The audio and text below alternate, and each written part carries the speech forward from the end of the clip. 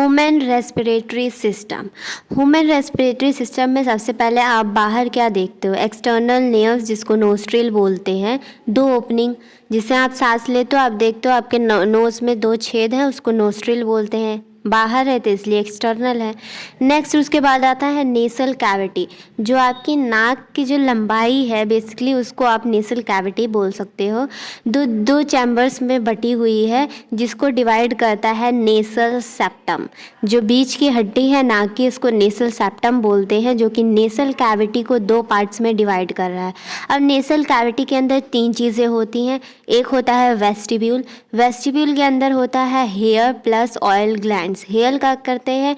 जो बाहर की इम्प्योरिटीज़ होती हैं उनको अपने जो है ट्रैप कर लेते हैं हेयर्स। नेक्स्ट है रेस्पिरेटरी रीजन नेसल कैविटी का, जिसके पास होता है नेसल कॉन्काई, जिसको बोलते हैं नेसल कॉन्काई, जो काम करता है कंडीशनिंग प्लस ह्यूमिडिफिकेशन का। कंडीशनिंग ह्यूमिडिफिकेशन क्या होता है? कंडीशनिंग अलग वर्ड है, ह्यूमिडिफिकेशन अलग वर्ड है। मैंने एक साथ बोल दिया, इसका मतलब ये नहीं कि दोनों सेम है, ठीक है। कंडीशनिंग का काम क्या है कि प्यूरिफिकेशन, और कंडीशनिंग का काम है टेम्परेचर को मेंटेन करना, क्योंकि बॉडी का जो टेम्परेचर होता है वो होता है 37 डिग्री सेल्सियस। तो बाहर की जो चीज़ें हवा आ रही है उसको भी बॉडी के टेम्परेचर से मेंटेन करते हुए उसको भी टेम्परेचर मेंटेन किया जाएगा, उसको कंडीशनिंग बोलते हैं। ह्यूमिडिफिकेशन मतलब जो भी बाहर से हवा आ रही है उसको सैचुरेट करना, मतलब उसको प्यूरिफाई करना। ये काम होता है नेसल कॉन्की का, जो आता है रेस्पिरेटरी रीजन के अंदर। उसके बाद है जो थर्ड है नेसल कैविटी का पार्ट, वो है ओल्फैक्टरी रीजन, जो कि स्मेलिंग का काम करता है। इसके पास एक स्पेशल मेम्ब्रेन होती है जिसको बोलते हैं सिनेड्रेरियम मेम्ब्रेन, ठीक है, स्किनेड्रेरियम मेम्ब्रेन। नेक्स्ट है इंटरनल लेयर्स। अब इंटरनल लेयर्स है, फिर उसके बाद आता है फेरनिक्स। फेरनिक्स क्या है? अब आपकी नाक की जो ऊपर का जो आप देख पा रहे हो वो पार्ट ख़त्म हो गया है रेस्पिरेटरी का। अब अंदर क्या होता है? अंदर के साइड में होता है फेरनिक्स, ठीक है। नेसल कैविटी के बाद फेरनिक्स आएगा। फेरनिक्स क्या है? कॉमन पैसेज है खाने के लिए और जो आप एयर जो लेते हो उसके लिए, दोनों के लिए। तो जो फेरनिक्स होता है इससे फूड पाइप और विंड पाइप अटैच होते हैं लास्ट में। अब फेरनिक्स भी तीन पार्ट का होता है, ठीक है। नेसल कैविटी, जो नाक से जो फेरनिक्स का हिस्सा ज्वाइंट होता है उसको बोलते हैं नेसोफेरनिक्स। जो गले से, जो आप खाना खाते जो गले से इसका हिस्सा फेरनिक्स का ज्वाइंट होता है उसको बोलते हैं ओर्नोफेरनिक्स। अब जो लास्ट पार्ट होता है फेरनिक्स का, जिसके अंदर फूड एंड एयर दोनों होती है, उसको बोलते हैं लेरेंजियोफेरनिक्स, ओके। अब फेरनिक्स के बाद जो होता है विंड पाइप अटैच होता है और खाने का पाइप फूड पाइप अटैच होता है। जो खाने का पाइप फूड पाइप होता है उसको बोलते हैं इसोफेगस। उसकी जो ओपनिंग होती है जहाँ से खाना एंटर होता है उसको बोलते हैं गलेट, ठीक है। क्या बोलते हैं? गलेट बोलते हैं। और जो विंड पाइप होता है उसको लेनिक्स भी बोलते हैं। इसके ऊपर एक जो ओपनिंग होती है हवा जहाँ से एंटर करती है उसको ग्लॉटिस बोलते हैं। ग्लॉटिस के ऊपर एक कार्टिलेजिनियस फ्लैप लगा होता है, ढक्कन लगा होता है, जिसको बोलते हैं एपिग्लॉटिस। एपिग्लॉटिस क्या है? पतला होता है, थिन एंड इलास्टिक होता है। इसका क्या काम है? जो फूड पार्टिकल्स है वो विंड पाइप में एंटर ना कर ले, इसीलिए ये लगा होता है epiglottis. That's all about a pharynx. Next moving on larynx. Larynx को वॉइस बॉक्स भी बोलते हैं। ये बनता है कार्टिलेजिनियस, कार्टिलेजिनियस से बनता है, मतलब 9 कार्टिलेजिनियस होते हैं, 3 अनपेयर्ड होते हैं, 3 पेयर्ड होते हैं। जो अनपेयर्ड होते हैं वो एपिग्लॉटिस है, थायराइड है और है क्रिकॉइड है। क्रिकॉइड क्या है? रिंग लाइक होता है, ठीक है। और जो पेयर्ड है वो है एरिटेनॉइड है, क्यूनिफॉर्म है, कॉर्निकुलेट है, ठीक है। अब जो थायराइड है जो कि अनपेयर्ड है, ये बड़ा लार्जेस्ट होता है, जो कि एडम्स एप्पल बनाता है मेल्स में, ठीक है। जब टेस्टेरोन ज़्यादा बढ़ जाता है तो एडम्स एप्पल ऑटोमेटिक बनने लगता है, ठीक है। अब है वोकल कॉर्ड्स। लैरिंक्स के अंदर वोकल कॉर्ड्स होती है। वोकल कॉर्ड्स जब प्यूबर्टी आती है बॉयज़ एंड गर्ल्स में, तो बॉयज़ में क्या होता है? टेस्टेरोन बहुत ज़्यादा बढ़ जाता है, ठीक है। बड़ा होता है। तो वोकल कॉर्ड्स जो है वो मोटा हो जाता है और बड़ा हो जाता है, जिसकी वजह से जो पिच है वो लो हो जाती है और फ्रीक्वेंसी लेस हो जाती है, ठीक है। और गर्ल्स में क्या होता है, टेस्टोस्टेरोन इतना होता नहीं है, तो वोकल कॉर्ड्स में कोई भी चेंज आता नहीं, वो पतला होता है, छोटा होता है वोकल कॉर्ड्स गर्ल्स का, जिसकी वजह से जो पिच है हाई पिच होती है और मोर फ्रीक्वेंसी है, जिसकी वजह से गर्ल्स की आवाज़ सुरीली होती है as compare to boys. It's just a part of joke, okay.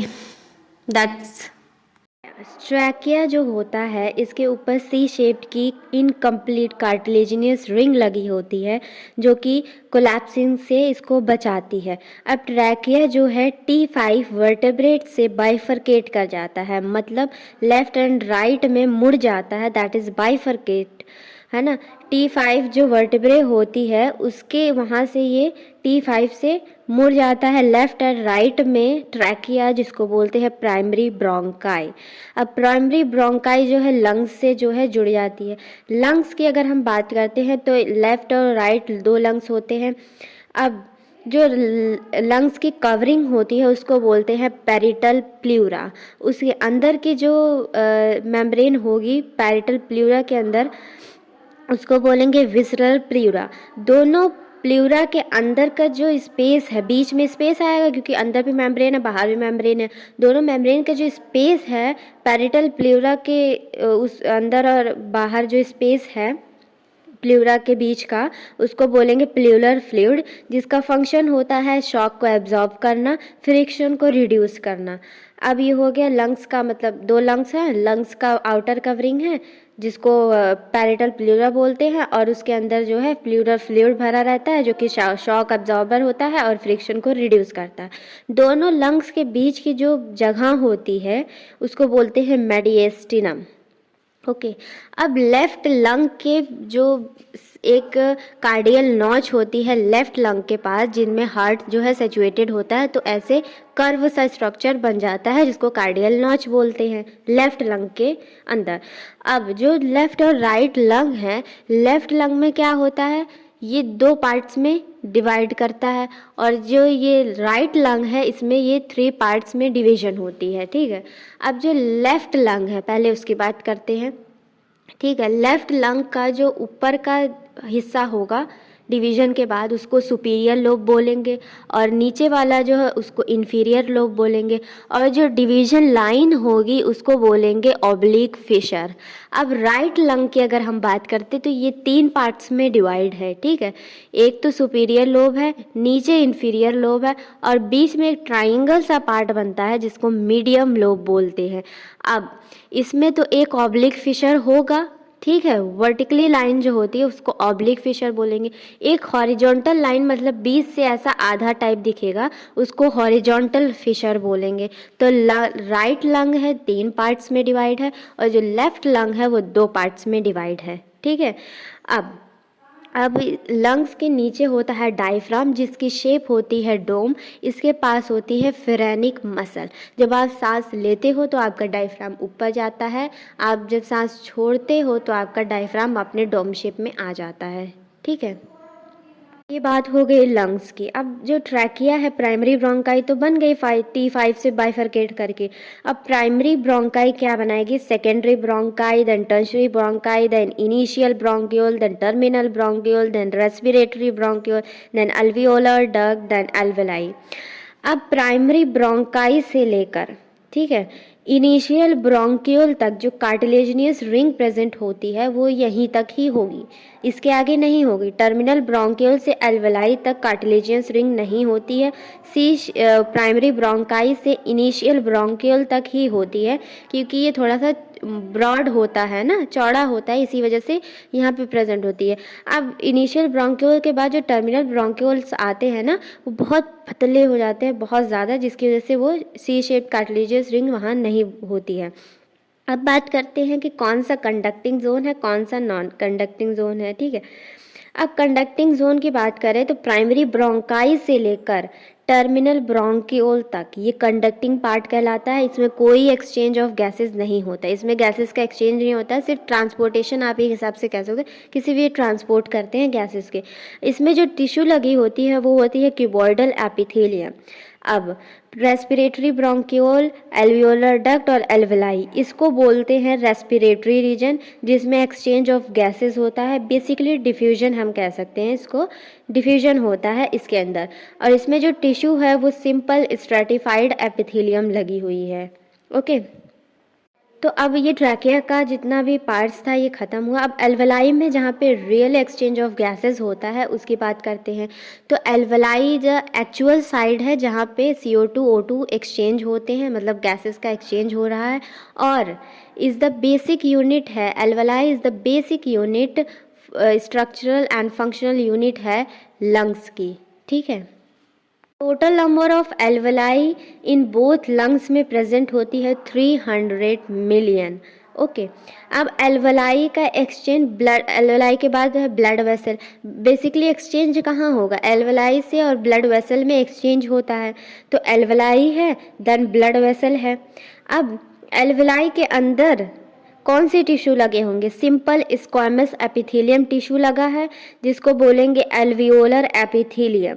अब जो ब्लड वेसल है उसके अंदर भी यही सेम टिश्यू लगा होगा, सिंपल स्क्वामस एपिथेलियम, इसको एंडोथेलियम बोलेंगे। ठीक है, एल्वियोलर एपिथेलियम एल्वेलाई में कहलाएगा और ब्लड वेसल में एंडोथेलियम कहलाएगा। अब एल्वेलाई और ब्लड वेसल के बीच में एक स्पेस होती है जिसको बोलते हैं बेसमेंट मेम्ब्रेन या फिर इंटरस्टीशियल स्पेस। तो एल्वेलाई से बेसमेंट मेम्ब्रेन में जाएगा, बेसमेंट मेम्ब्रेन से जो है ब्लड वेसल में जाएगा। तो एल्वियोलर एपिथेलियम एल्वेलाई से और basement membrane, then endothelium blood vessel से, ये तीनों चीज़ें क्या मिलके बनाएंगी, एक रेस्पिरेटरी मेम्ब्रेन बनाएंगे जिसमें रेस्पिरेशन हो रहा है, बेसिकली एक्सचेंज ऑफ गैसेस होगा।